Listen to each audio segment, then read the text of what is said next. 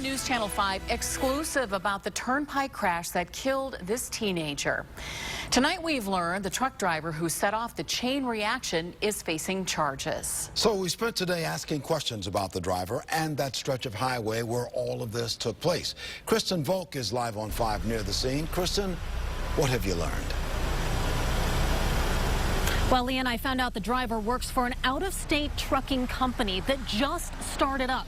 And this pileup happened in a heavy construction zone not far from where we're at right here. It's a zone that poses a lot of questions, and we're trying to get answers. I just witnessed an accident. I'm on I-80. In a split second, a family trip turned into a life-ending moment. 14-year-old Madison Creagan of New York killed on the Ohio Turnpike. According to State Highway Patrol, her brother seriously injured.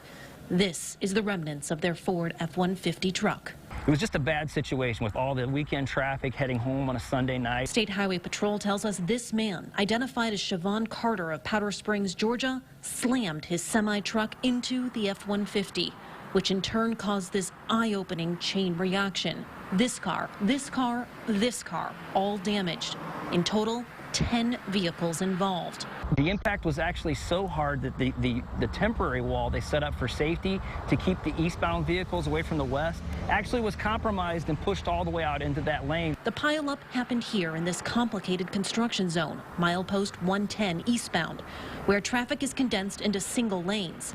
And as you see in this video we took today, slowdowns and abrupt stops are common. Because of this crash and the magnitude of what he did, the vehicles were just kind of pushed and thrown everywhere, and it just completely stopped up that lane. The driver's speed still under investigation, as is whether he was under the influence of drugs or alcohol, or whether he was texting. But we're going to look at everything from brakes to his driver's log, anything and everything we can to ensure that, again, we do a thorough report. But what we do know is that he works for a small trucking company called Natex Group out of Wheeling, Illinois.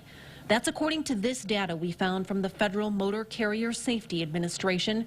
These documents indicate the company, which started up at the end of June, has had no other crashes or fatalities. We reached out to the trucking company today but did not receive a response. We also looked into the driver and whether he has a criminal background. So far, we did not find anything. And as for the Ohio Turnpike, they declined our request for an interview, but we are still waiting for a written response about that construction zone, how long it has been active, whether there are crews working regularly there, and whether there have been any prior problems. Live in Erie County, I'm Kristen Volk, News Channel 5.